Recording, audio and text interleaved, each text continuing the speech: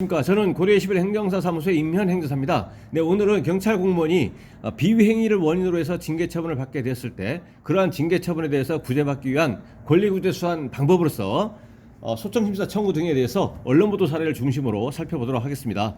오늘 영상의 내용이 도움이 되었다면 구독, 좋아요 부탁드리겠습니다. 먼저 제목을 보시면 이용구 봐주기 의혹 수사관 해임, 형사과장은 정직이라고 되어 있습니다. 그 내용을 보시면 이용구 전 법무부 차관의 택시기사 폭행 사건 당시 서초경찰서 수사관과 지휘라인에 있던 경찰의 징계 처분 결과가 나왔다. 이 담당 같은 경우는 이제 비위 행위에 대해서 직접적 행위를 한 것이기 때문에 직접 비위 행위자이고, 이 지휘라인은 이제 감독자로서 1차 감독, 2차 감독 이런 감독자로서 감독상 책임을 받게 됩니다. 택시기사를 직접 조사했던 담당 수사관은 해임 처분, 지휘 라인에 있던 담당 팀장과 형사과장은 정직 처분을 받았다. 그래서 직접 행위자보다는 감독상 책임에 따른 징계 처분이 정도가 보통 일반적으로 이제 가볍습니다.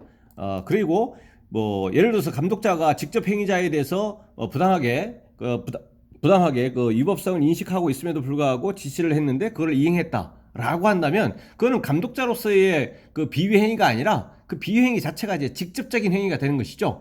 그래서 감독상 책임은 직접 그 행위자에 비해서 징계 처분의 종류와 정도가 가벼울 수밖에 없습니다. 근데 이 같은 거에 대해서 뭐 꼬리 자르기 뭐 이렇게 또 뭐 얘기는 할 수는 있겠죠. 근데 징계 책임에 대해서는 직접 행위자보다는 감독자 책임에서 나오는 징계 처분의 종류와 정도가 이제 가벼울 수밖에 없겠다라는 거죠.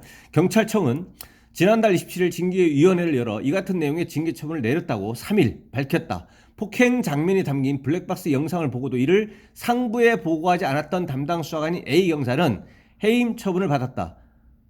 보고하지 않은 것이 이제 직무유기인 것이죠. 직무유기. 그렇기 때문에 보고하지 않았기 때문에 이제 감독상에 있는 1차, 2차 감독자는 이거를 몰랐던 거죠. 앞서 경찰 진상조사단은 지난 6월 윗선 개입이나 외압은 없었다고 결론을 내리면서 A 경사에게 특수 직무유기 혐의를 적용해 검찰에 송치했다. 그래서 이제 그러니까 형사 절차가 이제 진행이 돼서 이제 처벌의 대상이 또 된다는 겁니다. 당시 경찰은 담당 팀장, 형사과장, 경찰서장 등 지휘계통에 대해서는 법적 책임은 없다고 판단하면서도 관리 책임, 감독자 책임을 묻기 위한 자체 감찰 조사에 착수했다. 그 결과 담당 팀장은 정직 1개월, 경감이 됩니다. 담당 팀장은 정직 1개월, 형사과장 경정은 정직 2개월의 중징계를 받았다. 중징계는 이제 정직, 강등, 해임, 파면 이렇게 되니까요. 중징계에 속하는 겁니다. 정직이니까요. 당시 서초서장은 견책 처분에 그쳤다. 지휘관인데 지휘관으로서 책임을 받은 건데 이제 가장 가벼운 견책 처분을 이제 받았습니다. 이 전 차관은 지난해 11월 술에 취한 채 택시기사의 멱살을 잡아 특정범죄 가중처벌법 특가법상 운전자 폭행입니다. 운전자 폭행 혐의로 기소됐다. 재판에 넘겨졌다. 경찰 조사 초기에 피해자가 처벌을 원치 않는다는 이유로 이 전 차관을 입건하지 않고 사건을 종결할 사실이 뒤늦게 알려지면서 봐주기 수사가 아니냐는 의혹이 제기됐었다.